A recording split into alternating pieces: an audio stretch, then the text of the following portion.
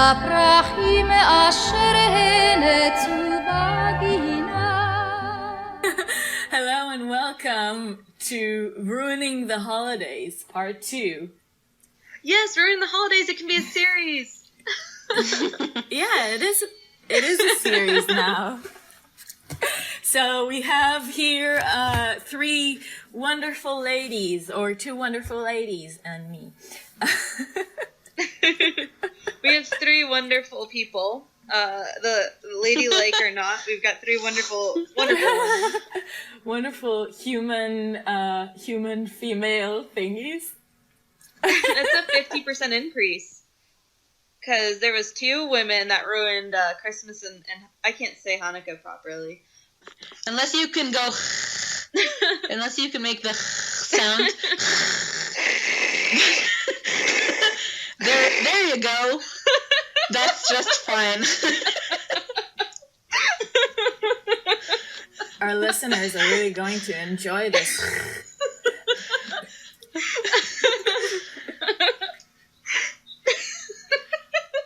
Is this not what we're supposed to be talking about? Or proper pronunciation? Fucking professional.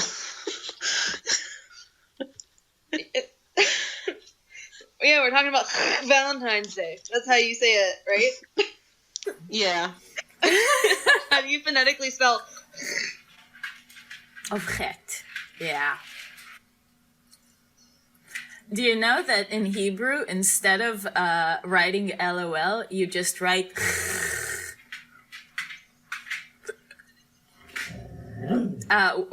there's a letter that indicates that sound, so you just type it up a few times.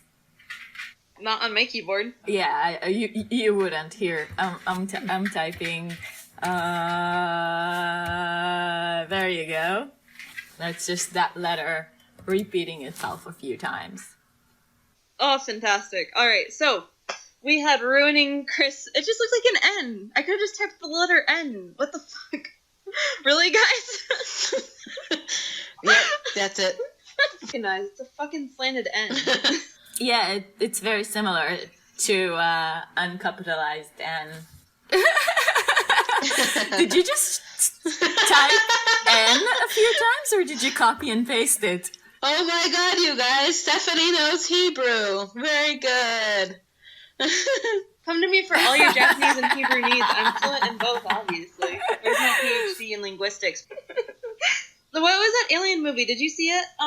Where she's a linguist, a translator. She and the aliens, and it's her and him, and it's their kid. Spoiler alert: they have a kid. But they name the aliens Abbott and Costello. Right. They talk to him with inkblot. Right. What's it called? It was nominated for Oscars a few years back, right? The something. I don't remember what it was called, but I liked it. Well, that has a lot to do with Valentine's Day. Two women ruined Christmas and Hanukkah. Oh, nice. And now three women are gonna ruin Valentine's Day. And actually, we're gonna ruin all of the love, not just Valentine's Day. We're gonna ruin love for you, because that's what we were put on this world to do. Every man's dream. It's true. That Apple thing, that was the start of it. Fucking snakes and apples and vaginas, man. The downfall of mankind. I don't know why it's been translated into apple. Because, like, in the original, it wasn't an apple. It just says fruit, right? It was the fruit of the tree of knowledge. It just says fruit in the text, so isn't it just kind of like an artistic thing to draw an apple as the forbidden fruit? It's not like hashtag confirmed. It was an apple. No, it's not. There were, fun fact, there were no apples in Israel at that time. Apples came to Israel much later. Like, much, much, much later. But you know that it wasn't Israel yet, it was heaven. That's the only unbelievable part of that story. Absolutely. Everything else is 100% legit. Just maybe it was a banana because it looks like a penis. Was it a pomegranate? Maybe. Did they have pomegranates back then? Yeah, I think it could be. Those are very sensual looking. They're red and juicy and fleshy and vagina-y. Your pomegranate shouldn't look like a vagina, and your vagina shouldn't look like a pomegranate. You should see a doctor. Yeah, you should see it. You should see a doctor if that happens. We are not doctors. What's the disclaimer? None of us have a medical degree. Come to us for all of your medical needs. Absolutely not. Although I'm a trained, what do you call it? Hadasmada. A medic. Yeah, I'm a trained medic, actually. Oh, is that what you did in the military? Were you a medic? I was not. I was in the intelligence, ironically enough.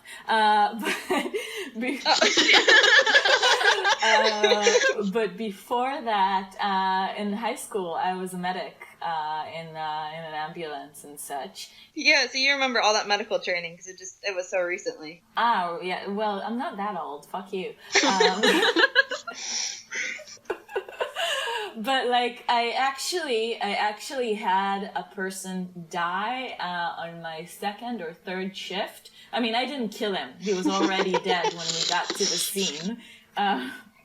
But just, we probably shouldn't laugh at that part. That's very sad. I mean, it was a long time ago, so I don't know. People die. It's just a fact of life. I'm not all torn up about it or anything. What if she was traumatized and she was trying to tell us and we weren't taking her seriously? I was actually traumatized because I left not long after that because I couldn't, because after, I think it was on my third shift when the person was dead, we got to the scene and he was already dead. But of course, medics can't determine death. So we had to resuscitate him while it was very obvious that he'd been dead for like a while. Oh dear.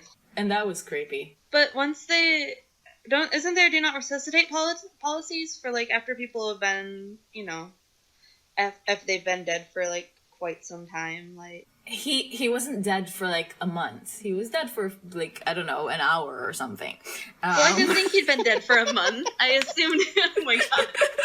Okay, we really shouldn't joke about this, but they're gonna joke about a lot worse things coming up, and actually, so it's a precedent to set. Actually, if this part of the podcast is bothering anybody listening, this isn't actually a podcast because it's not. Whatever. If this is bugging anyone listening, don't listen to the rest of this because it's pretty much downhill from here. Yeah, it will be. Yeah. I'm looking over our points, ideas and shit to talk about. And yeah, basically, if this bugs you, get out now. Yeah. Yeah. So you're not currently a medic. I'm not currently a medic. I let my license. You've moved on to greater things, like holding on to slimy fish hands. Ew. Yeah. For any of you who have no idea what we're talking about, because why would you? We were talking about the movie Mother because Shift wanted to do a video about it, and I told the guys that oh my god, that sounds so douchey. I said that I had met Darren Aronofsky, the director of Mother and Black Swan and Requiem for a Dream. I'd met him when I was a movie critic, and he has very fish-like hands. Fishy hands. Like his handshake, he's all slimy and like cold and clammy. And every time I see his movie, I can't like shake the feeling of that most disgusting handshake I have ever had in my entire life. Do you think maybe he was a fish person? I think it's likely. Do you think it's Patchface? Patchface is cold and clammy. Is he Patchface in disguise? He's cold and clammy sounds like the exact description. Yeah, is Aronofsky Patchface? Very likely. Okay. So, do you guys want to start with how you celebrate Valentine's Day or a love holiday there? Give it a rundown, or do you want to start with the historical stuff? Because that's I don't know. Did we have enough tangents? well, the outline was about the little bit of historical stuff, and then like modern day Valentine's Day. So we could work through that, and then you could tell us how your Valentine's Day is different. what I prepared was our Valentine's Day celebrations right now is very similar to your Valentine's Day. Is it on the same day? No, we don't call it Valentine's Day at all. We call it Love Day. And when is it? It's during the summer. It's not an exact date because of the what is it? Das. It's a Hebrew date. Yeah. Yeah, it's according to the Hebrew thingy calendar, not the Roman one or whatever it is you call it. But it falls on usually July or August because boob sweat usually makes you all hot and love prepared. Yeah, and always on a full moon. So does it go by the? Because you said it was a Hebrew calendar. Is the full moon thing like the full moon is on that, or you go by like the third full moon? Like how do you know? It's always on a full moon. Yeah, it's always on the full moon because we're all werewolves. Our calendar is adjusted to the moon, not the sun. We have a moon calendar. It's a lunar calendar.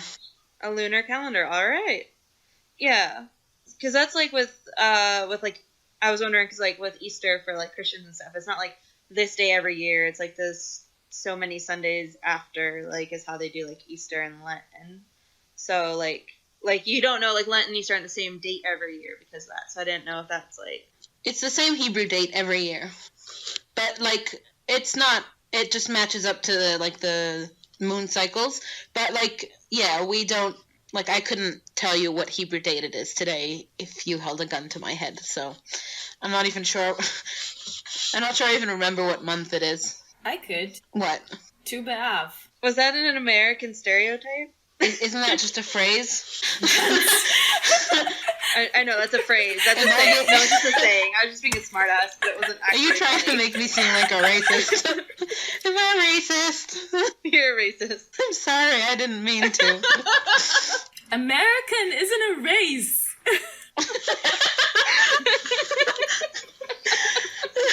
It's not. I mean, you could sound nationalist, maybe. I am American though, so I could be a self-hating American. Oh yeah, that's who asked that. Somebody didn't know you were American. I forget who it was now because they were confused about. I know I asked the first time, but it was later in another chat it came up too. Yeah, because the lack of your accent or the type of accent, I don't know. It keeps getting thrown around where they're like, "Is Hadass really even Jewish? What is she? Where is she really from? What are you keeping from us?" You can be an American Jew, right? I'm hiding all my secrets. You'll never know. Haven't you ever been to New York? I haven't. I mean, American Jews is a thing. I know. We are so far off topic. But wait, Hadass, tell us about your Americanism. Sure. What am I supposed to say other than my fabulous accent? Where were you born? When did you move? Whatever, all of these things. Why do you sound so American? Why don't you sound like Wonder Woman? Oh, I wish I could sound like Gal Gadot. It is a very good accent she has. I want. It's just an Israeli accent in English. Nothing like I don't know what the fuck I'm doing. I was born in Israel and was a huge nerd. So I spent a year trying to fix my accent to sound more like my parents. So when I was 3, because I didn't like that I sounded different from them. So when I was 3 years old, I stood in front of the mirror and fixed my accent until I sound like whatever I sound like today. That's a little bit. It's like mildly traumatic. But now I have a perfect accent, and it's wonderful. Except for my grandmother, who's like really like a proper, like, 1920s woman from Queens, and she thinks I have a really heavy accent. But she also thinks my mom has a really heavy accent because she's from Philly. So so everyone who does not have her New York accent has an accent. So. Well, according to Adva, I am an American potato, and I don't recognize that everybody has an accent. That is true. Everybody. And so I should be, I need to be more accent awareness. Yeah, Americans, like, seem to think that, a lot of people that I have met, like, seem to think that, like, American is, like, the base accent, and you only build up from there. You can, like, put on you can put on a British accent, but you can't, like, but the American one is, like, the baseline. Yeah, the entire universe centers around America. Yeah, exactly. And when I talk, I've been for a while, but I just was amused by you talking. When I talk, I put on when I speak English, obviously, I put on an American accent because, like, it's the one that I'm most familiar with because of TV and culture and stuff. But I can put on other accents. They would just be worse than my American. I liked your Brandon accent you did for that Harry Potter video. You liked it because it was ridiculous. Did you hear my fake Gal Gadot accent? Do you want to try an Israeli accent? Oh, I can do it. I can really do the Gal Gadot accent. Go for it. But what should I say? I'm Wonder Woman or something you would otherwise associate with her. Hello, everybody. My name is Gal Gadot, and I am an Israeli actress. I was in Wonder Woman, and everyone likes me because I am unabashedly pretty and beautiful. I like pomegranates. It's so hard to hear you. I can sort of hear, like, tiny. It's like, hi, I'm Gal Gadot.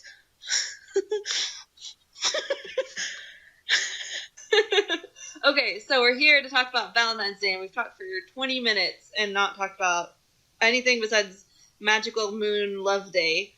And that was only like 2 minutes of the 20 minutes. That's what I call, do you even tangent?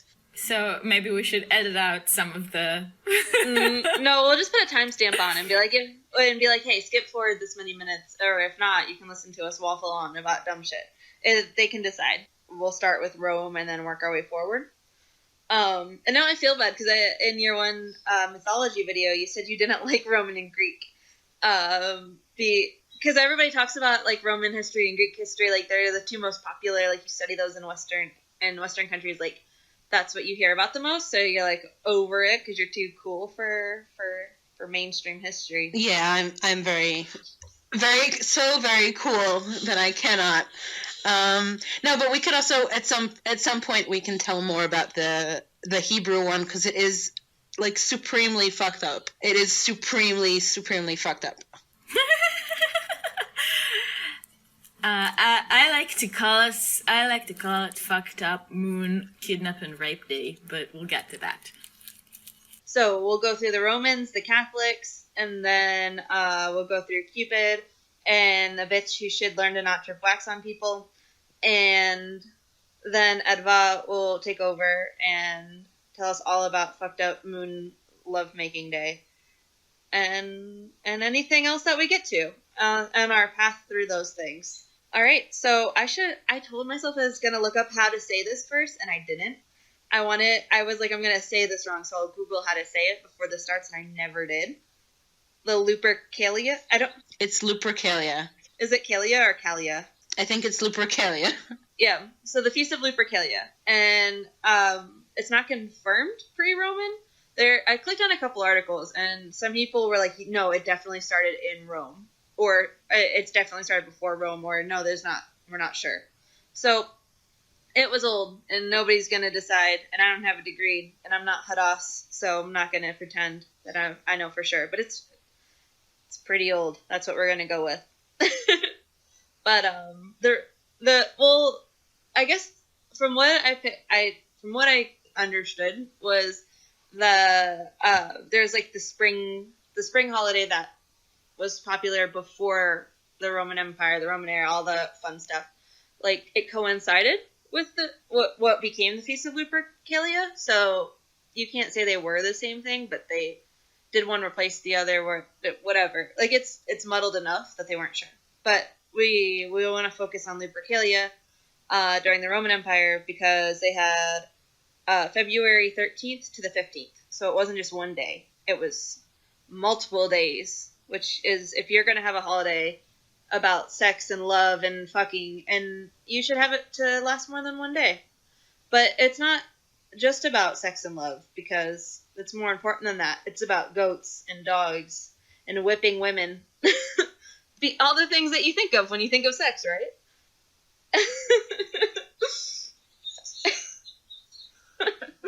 Alright, so there was no goat sex that goats were probably having sex somewhere in the world, but goat sex wasn't the point of the holiday. The goats and the dogs were sacrificial animals. Wait. Can you just start from the beginning and tell us when we are and where we are and what's it called before? We are in ancient Rome, and men are sacrificing goats and dogs. When is ancient Rome? We're not going to get too detailed because I took way more notes than I thought we'd need, and we're already 30 minutes in. So we're just focused on the fact that you need a goat, you need a dog, you need a Jupiter priest, and you need to sacrifice them on the altar, skin them, take the hides, and then whip women with the hides, because it'll make the women fertile. Right. So the feast day, the women who were hoping to get pregnant, they wanted to be pregnant. They were hoping to be fertile. They wanted to be blessed. Well, I don't know that blessed is the right word. But anyway, so they sacrificed the goats and the dogs at the altar because they were like, hey, look, there's people in the sky that control the world, and if we give them animals, they'll do what we want. Because, that's how that works. And they took the skin off the animals and would whip the women with them for good luck. If you get hit with this animal skin, you're going to get preggers. So if your wife is having fertility issues, skin a goat and slap her with the skin, but only February 13th to 15th. And then you got to take some blood from the animal you killed and put it on their forehead. Oh, and I've missed the important part. The guys who cut the animals up for the sacrifice, they ran around naked. So not only was there hitting of women with skin, and there was naked running through the city. So that's important. You should also run around naked. Smeared with blood. No, only if you want to get pregnant do you smear your forehead with blood.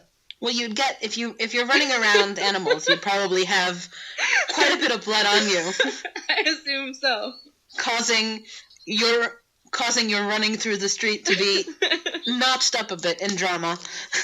Well, it would be slippery at first, and then it would dry and be flaky and uncomfortable, right? Yeah. So that wouldn't be fun for 3 days. That'd be stinky. Yes. So the sex part, because we haven't even got to the sex. There's been nakedness, but not sex yet. So there's a matchmaking lottery, and they would couple up, like, men and women to make like, you two are together for this festival, so you two are gonna bang. Wow. So, and if randomly? Yeah, there was like, they would put, so it's like a little lottery of, like, the young unmarried men and women in the city. And you had to sign up for it or something? No, I don't know that everybody had to. I don't believe that's the case. So it's not like the Hunger Games where you have to, like...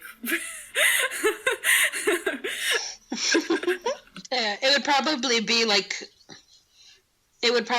like more like low stand people, because you probably wouldn't have like your noble daughter be violated by a peasant.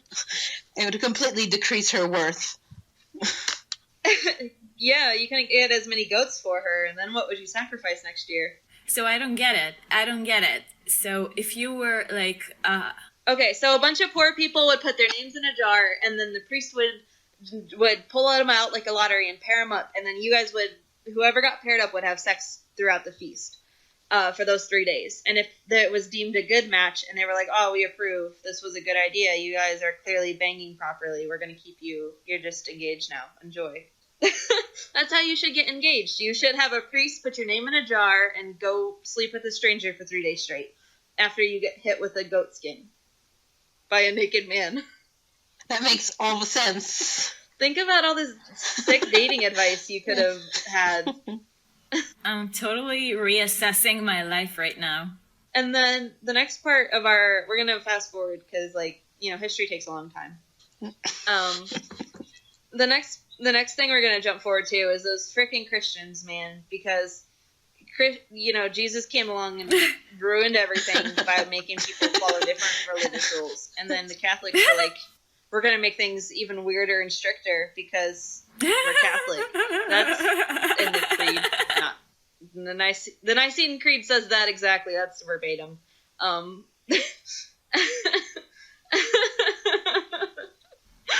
might be paraphrasing. You're paraphrasing verbatim. Yeah.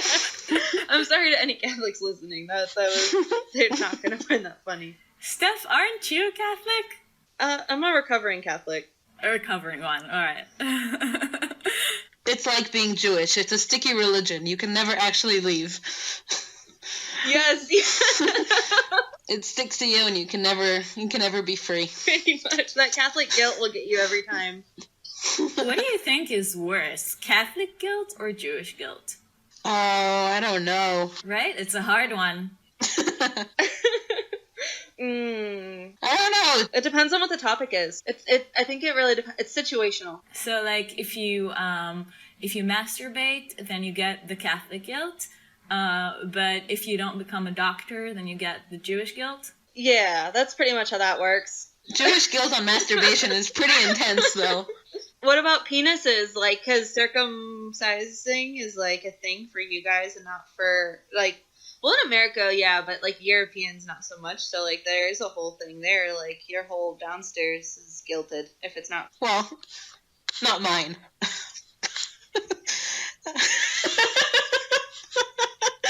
Mine is fine. My penis is intact. Well, no. None of us. But that...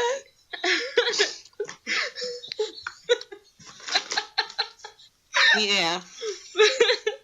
But you would have guilt, like, at the hospital, because you'd have to be like, oh, shit, let me check with the man in the sky how my baby's penis should look. Like, we shouldn't even talk about this. This is, like, a hot debate people get angry about. We should not talk about this, actually. It's exactly what we should talk about because it's a hot debate and people get angry and we like to anger some folks. But yeah. But back to, so anyways, Catholics.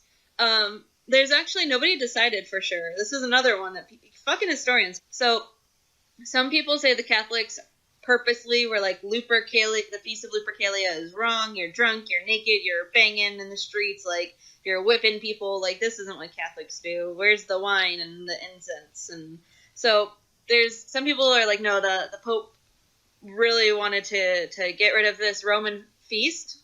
It actually makes sense because, like, if you have wine, then you're drunk, and if you have incense, then you'd need it because we've established that you're stinky because you run around with animal skins all over you. So you would need that. Yeah, that's. I think also, I think the like Lupercalia comes from like an Etruscan culture, and it just does make a lot of sense. Like, Christians were they were experts at appropriating old religious symbols for their own usage. But it's back, yeah. So it's back to that trying to, if you want people to convert to your religion, you make it like their religion they already have. So, like, it assimilates better, like with Christmas and winter solstice, but so you can't confirm it. It's not #confirm. Pope Gelasius at the time. I have a degree. I say it's #confirmed. Yeah. So they're saying some people say he purposely combined St. Valentine's Day with Lupercalia, and some people are like, no, it just happened that way. but you know. I confirm it. All right, so Saint Valentine came. Emperor Claudius II. So this is a Roman emperor. Emperor Claudius II. He executed 2 men, not 1, 2, named Valentine. Not in the same year though. So on February 14th, in the 3rd century AD, he was like, "Hey, look, Valentine, you're dying." But then another guy named Valentine just was begging to be executed, and he was like, "Well, fuck, I guess I gotta do this again." What a coincidence. But the Catholic Church, they like have their thing with martyrs because that's the Catholics, man. We don't just have saints. Well, a lot of martyrs become saints, but like there's like this weird road to sainthood, which is not. Anyways, the Catholic Church was like, we're gonna make Saint Valentine's Day in honor of this because you guys were martyred and killed by those evil Romans with their evil religion, and so you get a holiday, Saint Valentine's Day. So we went from this drunk, naked, banging in the streets, running in the streets, getting super shit-faced and beating people with skin, and we took all the fun things out, and now it's just about love. Well, that sucks. Ish. You know, like as much love as you have in like ancient times. This is who you should argue with. Oric. Oric is the one who said that Galasius didn't replace Lupercalia. So who's ever in the bottom where the sources are, whatever Oric. Yeah. Did you see He's the one arguing that. You should fight him. my comment on your sources and citations? All right, so we've got an idea of where St. Valentine's Day came from. St. Valentine's Day being a bloody martyrdom, and like that's not really crazily romantic, and it got slightly more romantic over the years. And then handmade paper cards became a thing in the Middle Ages. So giving out paper cards to somebody became a thing in the Middle Ages for Valentine's Day. And then modern day capitalism, man, fucking Hallmark. Because, and you know, you make a paper card for somebody and it's like, look at all this thought and effort. This is this wonderful, thoughtful, I specifically made this with you in mind. I took time out of my day to make this. And then we fucked it up because the lizard people want us to spend money because all corporations, including Hallmark, are owned by lizards wearing people's skin. You can tell because they have a zipper on their back. But anyways, just back on topic. The factory-made cards came with the Industrial Revolution, and so the 19th century opened up, and it was like, bitch, I don't have time to make you a card. I gotta work in a factory all day. So have this card I bought from a factory. And Hallmark began mass-producing Valentine's Day cards in 1913. $8 Hallmark card and the $30 box of chocolates. You obviously don't love a person, because that's like capitalism, man. I feel like I'm being super mean and like hating. There's gonna be people that are like, oh, why are you talking about it like it's a bad thing? Because like, no, you can't criticize capitalism in America. You can't. Like, I'm doing it half jokingly, and people are gonna be like, oh no, are you a socialist? Are you a socialist? I don't know. I hate I hate store-bought cards. Like, I do. I fucking hate store-bought. Like I hate store-bought cards. Like, I hate them. They're the bane of my... This is like a personal vendetta, okay? This whole ruined Valentine's Day episode, I actually just asked you guys to make this with me so I could bitch about how much I fucking hate store-bought cards. Why? Tell us what you hate about them. They're so impersonal. Bitch, you didn't think this about me. Somebody thought a lot of people would think this about a lot of people, and that's why they're selling it. Like, this is the profit. Like, it's a holiday, and you're like, it's supposed to be about love, and like, that's like the most impersonal thing to give someone. Like, a mass-produced object is like the worst way to symbolize your love, I feel like. Like, that's... It really, this upsets me. I don't like them. Person, like something, and then what do you do? Like, I agree with you. Just buy those for each other till you die? No, I don't like them. I don't. They bother me. You know what I do? I wait until the day after Valentine's Day and go and buy all the discount chocolate because you shouldn't pay full price for that either. Because they mark it down, all the Valentine's Day candy in the little heart boxes. If it doesn't sell on Valentine's Day, they put it on sale the next day. And then you can go buy twice as much for the same amount of money, which is what everyone should do. Advai, you just had a really weird, like, echo on your laugh, and it sounded, like, absolutely like your lizard origins. Like, Because she is a lizard. yeah, I know, but she's revealing it through her weird echo laugh. She works for Hallmark. She should be a little more discreet. She's going to take me out. I don't work for Hallmark. I am Hallmark. Dun, dun, dun. But no. I really do hate them though. I make, cause for Valentine's Day, like for Austin and I don't really celebrate like a huge deal. But like when I'll make him a card and like give it to him. Like I'll draw him a little card and be like, here, look, I like your face. You got a good butt. That's why we got married. Legitimate reasons to get married. He makes really good coffee and he's got a cute butt. Very, very legitimate. We usually at like 9 o'clock at night are like, oh shit, it's Valentine's Day. Should we buy a bottle of wine? Okay. Honestly, we just have wine anyways. Question, it's Valentine's Day. It's a reason to open a bottle of wine. Yeah, that's true. And then it's like, who sent a reminder on your phone so we can go buy discount chocolate tomorrow?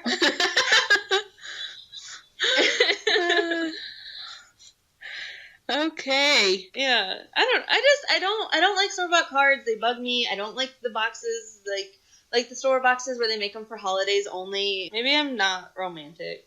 Maybe I'm just shit and blah. And somebody out there is like, yeah, I'm just garbage. I'm ungarbage. No.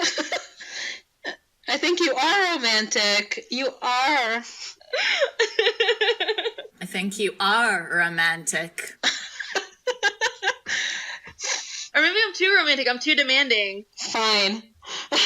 I mean, I think that not everyone can be creative, but then also I think that it sucks to get something that is so impersonal. So maybe it'd be better to get a really sucky card than to get a store-bought card. I'd rather have a shitty card than a store-bought card.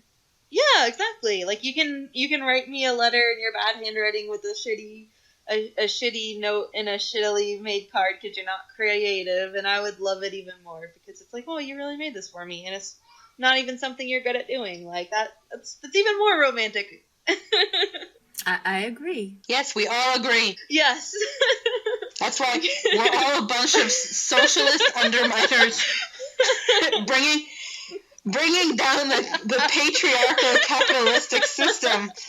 Yes, that was one anti-holiday video at a time. Oh god. Oh, this is horrible. We've made fun of religion. The Catholics are going to be mad at me. The Catholics are going to be mad at me. The every man out there who bought his wife flowers and a card is going to be mad at me. Like, this bitch ruins everything. Nobody listens to this shit. I don't like roses either. I don't either. I like daisies. No, you don't. What's wrong with daisies? They're my favorite flower. I feel like you just said that. No. My favorite flowers are is daisies. Mine too. Do you like white or yellow? Yellow. We're soulmate. I knew that. That's what that means. I knew it. Anyone who has anyone who has the same favorite flower as you, that's how you tell. Since there's no Roman lottery for a priest to hook you up with your soulmate, I'll help you. This is how you find them.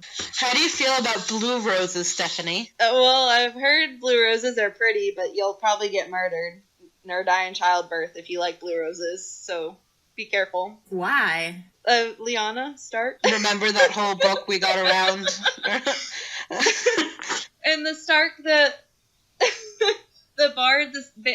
Bard story where he steals the daughter of the Starks and the blue roses, and he hides her in the crypts of Winterfell. Oh, right. That's how we know each other. But so let's move on to Cupid. It is Hadassah's turn. I'm looking up how to say my favorite flower in English and I can't find it. What's its name in Hebrew? Yankington? Hyacinth, yeah. I figured it out. They're blue. Yeah. Aren't they blue? Purple, pink, white. They can be a few different colors. Those are pretty. I like those. They're very pretty. They have a really nice smell. That's a pretty girl's name. Hyacinth? That's a really hippie name. Yeah, I think I just thinking to myself, I might just know too many hippies because I met a girl with that was her name. It's also one of my favorite songs in Hebrew. Are you gonna sing it for us? No, I am not. We can put it in post. We can, when we do the audio editing, we can look it up and put it in. Yeah, that's true. Okay, we're gonna talk about what are we talking about? We're talking about Cupid and Or Eros. yeah, Eros. You have to do the rolling R. So, Eros and Psyche are like one of the it's a really weird love story, isn't it? It's like not really love. It's sort of like social pressure and psychological torture. Like most love stories. So, You don't like being kidnapped I have not enjoyed it in the past. It is not my favorite thing. or having sex with a stranger? That I've enjoyed.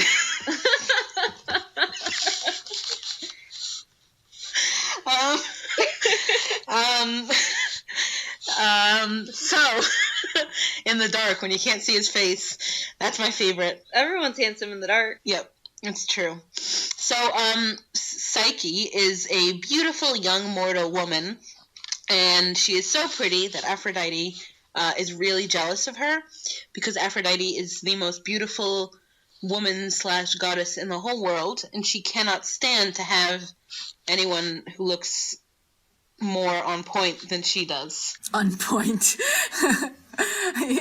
Did you mean on fleek? I do not use that word. I don't know how old you are, but I am too old to use that terminology. I think both of those are out of date now. Have we moved on? Isn't that kind of an old saying now? Really? I think so. Let me check Twitter. I don't know. I gotta check Twitter. I gotta check. I don't have Twitter. I don't know what... Twitter and memes, that's where you learn all your important English words. True. Memes are life. So what happened to Psyche? So Aphrodite was super jealous, and her son is Eros, or Cupid, and he sends little arrows of love to people so that they fall in love. I don't know how, like, that chemically works. If it's like, if you hit someone and then they look into the distance and they see another person and then they fall in love, or if, like, he gets... Probably something to do with pheromones. Yeah, or does he get to decide who they fall in love with? Or is it, like, predetermined by chance or something? So anyway, Aphrodite wants Psyche to fall in love with a really ugly man. Yeah, she's spiteful. She is. So she sends her son to shoot Psyche with one of his arrows, and he sees her and he's like, damn, that bitch is gorgeous, and he gets so confused and he shoots himself with one of his arrows. Which he obviously didn't need it. Yeah, which is weird. But anyway, he takes her home, which is a nice way to say kidnapped. She got kidnapped. I have a question though. Why didn't he shoot his arrow at her to make her fall in love with him? I don't know. He probably meant to. Maybe that's why he shot himself in the foot. Like he was getting ready to shoot her. But he tripped over the jaw he dropped on the floor looking at that babe.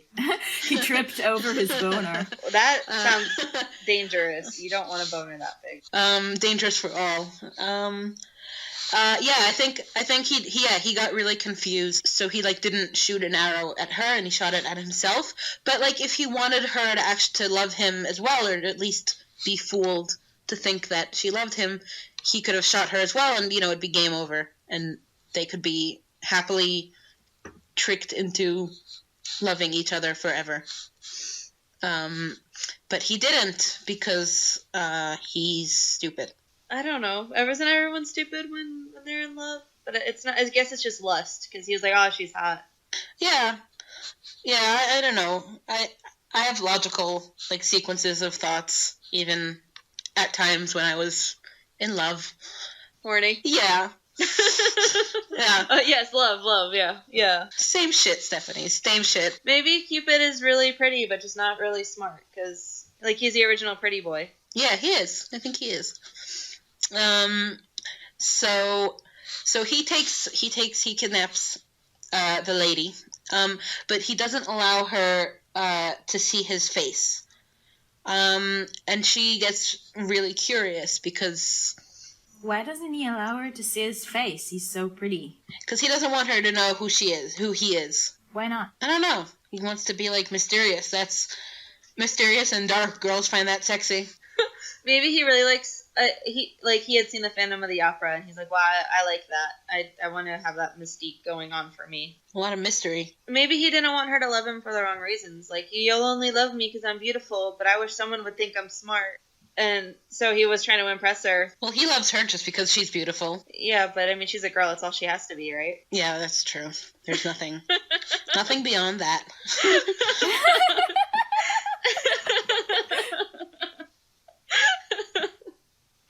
Maybe he fell in love with her because she was walking down the street with her massive book collection. Ah. Like Belle. I didn't. You don't know. You weren't there. Okay, so they've been banging in the dark. No lights, no faces. She's. Are they married?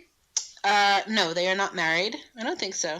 Oh, scandalous. I don't think they've been banging yet. It's a lot like Beauty and the Beast in other ways too, because I think that he just kept her in the castle or something, and they weren't banging yet. No, they are. I think they are. So, because he only comes at night, so she can't see his face? Yeah. He goes around shooting arrows all day, and he only comes back to the castle at night, and she's, like, walking around. She only knows that he's there at night, but she's never seen his face. But she's really curious. As you would be. As you would be. And It's weird, though, that she just accepts it. I mean, maybe the castle, again with the Beauty and the Beast thing, maybe the castle had a really bomb-ass library. And she was like, well, you're good at the sex. It's almost like you're the god of love. I guess I'll stay. I think, I mean, if you're like a mortal, like a peasant girl and someone takes you to like this super fancy house, you'd be like, ooh, look at all the flowers in the gardens and how pretty everything is.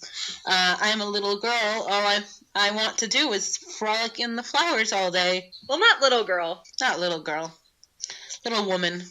No, like if you were a peasant and like a real legit peasant and you were like, oh, look at food and like clean water, that right there, that's a big deal. Yeah, that's a big deal.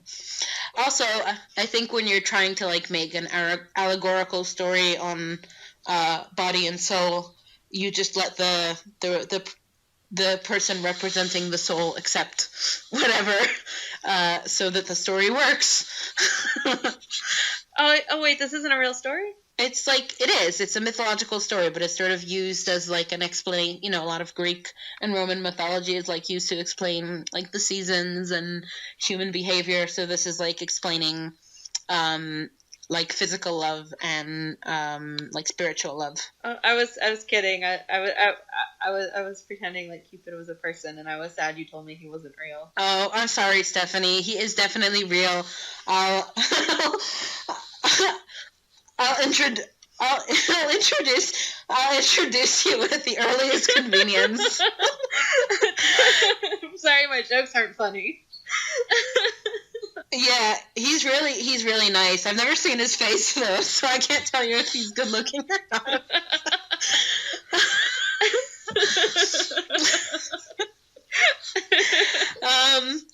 Anyway, back to Psyche. I think in like a specific version, there's like also like there's all these like million different versions of stuff. So there's like a version where she goes to her sisters, and I don't know if she went back to the mortal world or if they came to visit her, and they're like, oh no, maybe our sister is banging a monster sleeping with an ugly person is the worst thing ever. You should probably figure out who this person is. That's the only reason. Yes, 100%. You can't. That's just like a sin. You can't fuck an uggo. So her sisters, who are certainly very deep people, tell her that she should light a candle at night and peek at his face.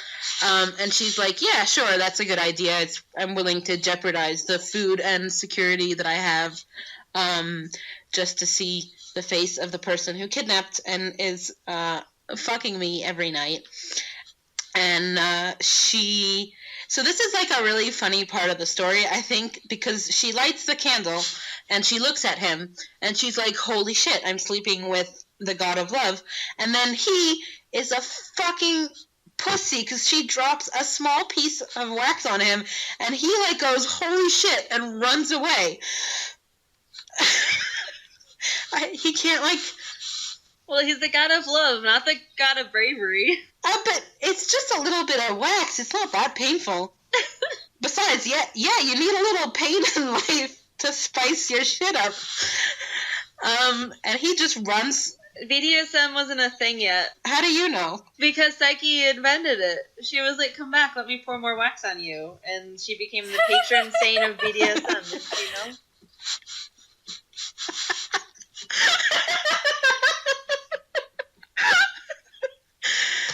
But didn't he run away because she saw his face, not because he was like, oh, holy shit, this hurts? I think it's a combination of all, but I just like the idea of a god being like, oh shit, I can't stand the pain.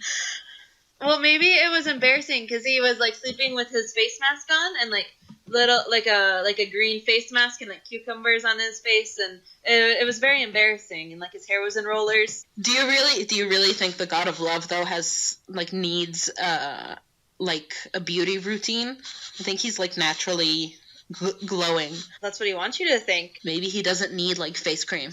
That's why he does it. That's true. That's true. Do you think he'll like appear in like a magazine someday revealing his routine and saying, I'm just like you, and you by these 5 steps can look like me? I feel like if he would these days, he would just be all like coconut oil, guys. Yeah. Coconut oil. Speaking of things that we talk about occasionally, like books, American Gods, if you want to know what it would be like to have gods in the modern world, like ancient, scary ones, but in the... Yeah. That's the thing. Read a book. Read that book. It's a good book. It's a show, so you could watch the show. Yeah. But I say maybe do both. Yeah, but the book is way... The show's a little weird. I don't like it. It sounds pretentious, like the book is better, but like I genuinely do like the book more than the show. But it is. Yeah, the show, they fucked the show up a bit. Anyway, what happens next? Psyche has, as in Belle, in Beauty and the Beast, has Stockholm Syndrome, and she has fallen in love with her captor. And she really wants to get him back, and she asks Aphrodite, and Aphrodite's like, no bitch, you're prettier than me, fuck off. And then she sends her on like a few like little like missions to, I don't know, do all this impossible shit, and she finishes everything and does all her missions, and then Aphrodite's like, fine, here, be immortal, and have my son, and fuck for all eternity. And that's it. Good mother-in-law. Oh, yeah. So what do we learn from this story? Be careful with, have a safe word if you use wax in the bedroom. Oh, yeah, ask your partner before you use it. Be like, is this cool? Before. Don't just throw wax on them. You have to make sure. Consent is key. This Valentine's Day, ask before you drip hot wax on anyone. Yes. This is a public service announcement. We also learned that if you're rich and hot You can kidnap girls and make them fall in love with you, and it's considered romantic. Like 50 Shades of Grey. Yes! So many loose ends being tied up here. So 50 Shades of Grey is a fan fiction of the vampire sparkly one. So are they all a parody of Cupid? Everything has like mythological background because we all have like these imprints in our mind on shit that we were told, like stories that we were told as children. It's imprinted in our little brains. There's a word for what's the word for memory as a society? There's a word for that. Collective memory. Yeah. Yeah. Learning things. Look at that. Look at this. Look at us. But that closes section 2 down. Yeah, I think it does. Unless there's more you want to tell us. Nah, I mean, yeah, they're like supposed to be like a balance between physical love and spiritual love, but I don't really see, besides the fact that Eros is the god of physical love and she turns into the goddess of like spirit. I don't really see how that comes into play in the story.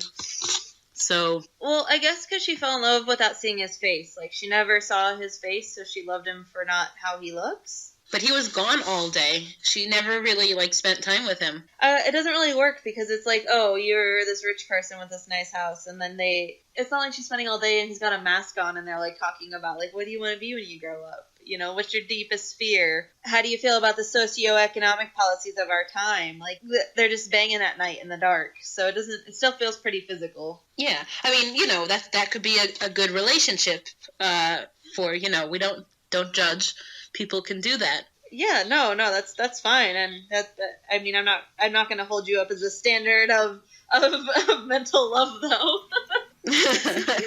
Exactly. If you're happy doing that, you should. That's why you have that weird lizard laugh again. Fuck you. There's a really weird echo when your laugh is like echoing in a really strange way. Well, don't judge her for being a lizard. I'm not. I love her for being a lizard, but the laugh is hilarious. Lizard wizard. A lizard wizard. I'm sorry. Lizard wizard. Did you want to tell us about Aphrodite, or are we moving on to Adva? I think we can move on. I think we're good. All right. So for our third section, we have the Hebrew Valentine. Adva. Okay, so I'll give you a shortcut to how you say my name properly. Think about the word advanced, but in a British accent. So advanced. Advanced. So don't say the st. It's Leviosa. Exactly. So say advanced without the ending, and that's my name right there. Advanced. Adva. Exactly. Very good. Adva. You got it, babe. All right. Tell us about your love day, please. Okay. So the Hebrew Valentine's Day or Hebrew Love Day takes place in the summer, according to the lunar calendar, and it falls on the end of July, beginning of August, and the whole thing started in the book of Judges, in the Hebrew Bible, with a story called Pilegesh Bagiv'ah, which means a concubine on a hill. And the story goes thusly. So, in ancient times, in like biblical times, the Israelites were divided into 12 different tribes. Tribe is like a house, like Lannisters, or a tribe, or whatever.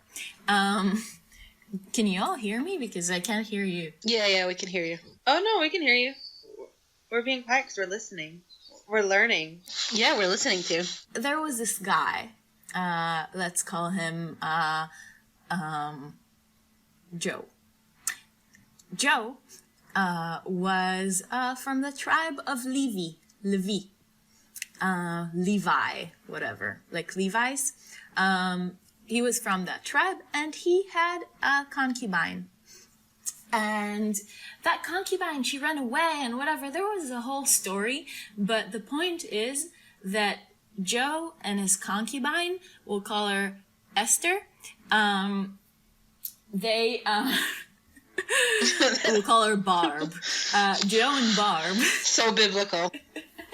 Found themselves together on the road. And they had to find a place to stay. So no one took them anywhere. They were just like on the road, walking alone, being sad, and had to like sleep outdoors. But then there was this one special guy who actually took them in. He took them in, but then the place that they were at was the איך אומרים נחלה? Territory? Yeah. Territory, yeah. It was the territory of the tribe Benjamin. Okay? So they were in that territory, and one of the Benjamin guys took them both in. But then a whole horde of people from the Benjamin tribe came over to that guy's house and were all like, you have a guest. So you bring him outside and we want to rape him. We want to rape the fuck out of him. And the guy was all like, no, I'm not gonna bring Joe out and have you rape him. He's my guest. I'm gonna bring out Barb, his concubine, and you can rape her. And the mob was like, no, we want to rape Joe. And the host was like, no, you're going to rape the concubine because that's much less terrible. So he pushed the concubine out and they abused her. I have a question. It's not just the concubine. What do you mean it's not just... It's also the concubine and his virgin daughter, which is lovely. No, it's not. Somebody Google real quick to see if it was only the concubine or the concubine and the daughter, because we should get our facts straight here. But also, a quick question while you're Googling the answer to that important question. Okay, what's the question? Did nobody sit down and say, look, let's not rape. Let's have a good old-fashioned consensual gangbang and just sign up if you want to participate? Because I think they should have tried that. Did they try that? No, the Bible doesn't work like that. There's just rape. Oh. No, okay. Oh, all right. Did anyone Google it? I can Google it if not. I have Wikipedia open. I Googled it. It says here that the host suggested that he would bring the concubine and his virgin daughter out, but when the mob was like, no, we still want Joe, he just brought his concubine out. Oh, okay. But he offered his daughter, which is an important part. He offered his virgin daughter instead of Joe. So he pushed the concubine out. Why was Joe so special? Because he was his guest. Oh. It's guest right. We're all about guest right. Like the Starks in the phrase. Exactly. It's guest rights. So they abused her the entire night. And then when they were done, like at dawn, they all went home. And she fainted on like the floor, and then Joe got up in the morning and he opened the door and he went to see Barb just laying there, and like he poked her and she didn't respond. So he figured, okay, then she's dead, because she was like abused to death, and he took her home. And he cut her body into 12 slices and sent, and because there were 12 tribes, and he sent a slice to each and every tribe, to prove the story. He wrote to them, this is what happened to me when I was at Benjamin's territory, and this is what happened to my concubine, and here is a piece of her to prove it, because obviously you can't just, believe that story without a toe or something. Or whatever. I get the sentiment of I'm sending you this corpse to prove this thing happened. But, like, you know, it's not like they had forensics, so I feel like he just sending up bloody body parts doesn't really prove a lot. Exactly. And, like, if he cut her in 12 pieces, then the body parts would be pretty small. So he would like, send an elbow somewhere. And, like, he could have sent an elbow and not have his concubine be dead. He could have just cut her elbow out or whatever, or her nose. But this... I mean, that's still a large piece of a person to send, and it would have been back in the day, so, like, the person the corpse would deteriorate, and so you'd be sending a decomposing bit very far away, very slowly, and I just feel like it's just, I get the idea of the story, it's not very logical. I think Joe was maybe just so distressed, he was making poor choices in his grief. I agree. and it's understandable. I get it. But, you know, at least he wasn't raped. Anyhow, he sent those pieces and, like, a letter attached to them to all of the tribes. And the people were deeply distressed and shocked. As you would be. And they all went to one place.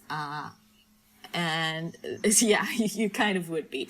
And all of the Israelites went to one place, and they were demanding that the people who did that from Benjamin tribe would be turned over to their hands so they could, you know, kill them. And the Benjamin tribe were like, nope, we're not going to do that. So they were like loyal to their rapists and abusers and killers. So they decided to give them a group punishment. Because, like, if we can't tell who are those, like, 10 or 20 guys who gang raped that poor girl, we're going to punish all of you. And the punishment was two parts. One, there was a war and they killed a bunch of them. And second, they all swore that they would never marry anyone. They would never let their daughters or whatever marry anyone from the Benjamin tribe. So did that tribe die out? No. Wait, we're getting there. We still haven't talked about the love day, the Valentine's Day. And this is all leading up to Valentine's Day. Yeah, it's all getting there, I promise you. So they didn't let the Benjamin tribe marry anyone from their tribes. But then, after this whole thing, they were all like, oh, fuck, the Benjamin tribe is gonna die out. And that is suboptimal. We don't want a tribe to die out because all the tribes have, like, different properties and different whatever. I don't know why they didn't want them to die out, but they didn't. And they were like, what are we going to do? We have sworn a vow to never let our daughters marry anyone from the Benjamin tribe, and we still want them to procreate. So what are we going to do? So what they did was, and here is where the Love Day comes in. There was this festival every year in the summer, in a specific date in the summer. All of the girls would come out to the vineyard and dance in the vineyards, and it was like something to celebrate, like, the earth and the fruit of the earth and whatever. And they will, like, come out and dance. And the vineyard... For, like, a good harvest, or, like... Something like that. A lot of, like, the original Jewish holidays have a very, like, pagan-y agriculture vibe to them. Seasons changing. Exactly. Of, like, fucking in the fields. Fucking in the fields. So seasons changing and food growing and all the things that you would want. So the Israelites, because they didn't want Benjamin to die out, they decided to take advantage of that holiday. And during that holiday, they would invite the Benjamins to kidnap women from their dancing women. So then their oath wouldn't be broken because they were kidnapped and not given willingly. So every year, during the harvest, during that holiday, the Benjamins would come and would like hide in the vineyards and kidnap everyone. Every Benjamin would kidnap a girl, and do her, rape her, whatever, make her his wife or his whatever. And this is our love day. The day of kidnapping and rape and like taking a poor dancing girl from a vineyard to become your unwilling wife so that your tribe would not die out. So that is romance for you guys. That is why we celebrate during the summer with our boob sweat. So now I assume that nowadays you do not dance in the vineyard and get scooped up in Israel. So how do you celebrate? No. We celebrate just the same as you do. We have Hallmark cards and chocolate. Oh god, the lizards got to you too.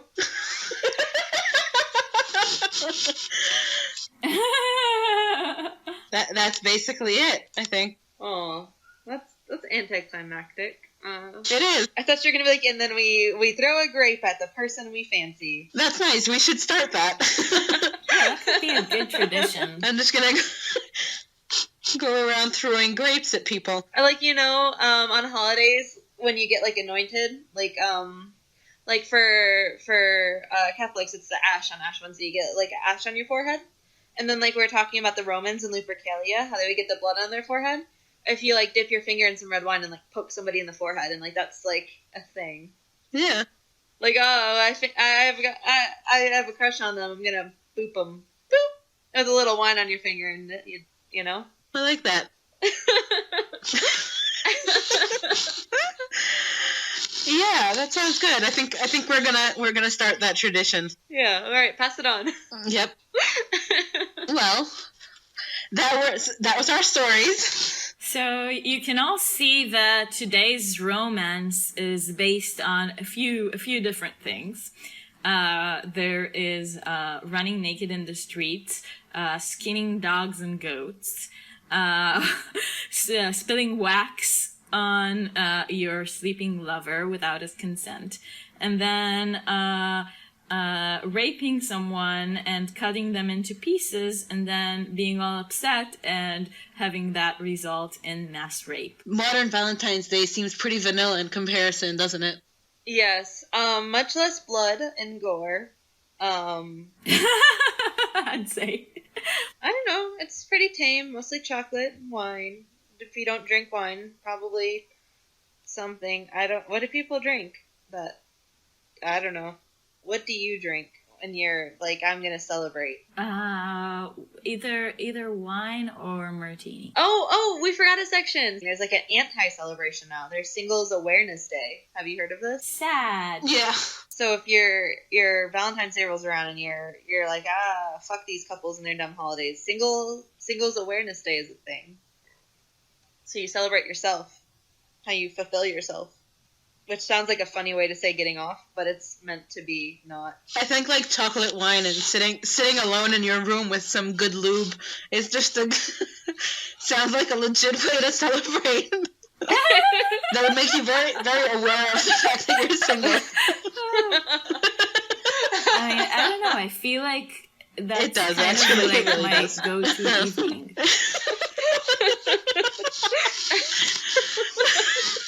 I don't want to be like, oh yeah, this just sounds like a typical Friday, but like, oh yeah, that just sounds like a typical Friday. That's true. Yeah. Yeah. Guys, you're both married. How is that even possible? You're not always home at the same time. Yeah, we're strong, independent women. Yeah. Exactly. Yeah. Feed ourselves chocolate all by ourselves. Who can open our own bottle of wine?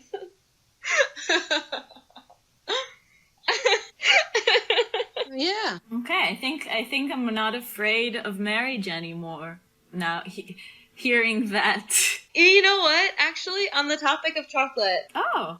I think I sent it to Hadass, not the group chat. But I made brownies today because I wanted chocolate. Yeah, you sent it to me. Yeah. See, speaking of a typical weekend, look at. Cool. Yeah, I made pancakes.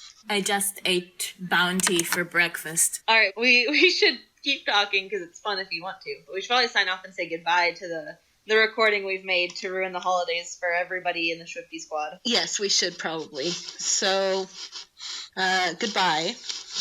And, To anyone who's made it this far. yeah, good for you if you have. We appreciate you.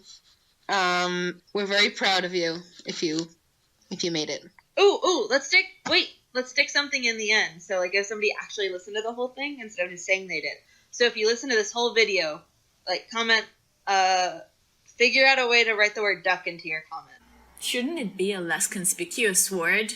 Or just write a comment and then, like, write the word duck after. Just. Okay. Oh, there's no prize. I just think it'll be funny.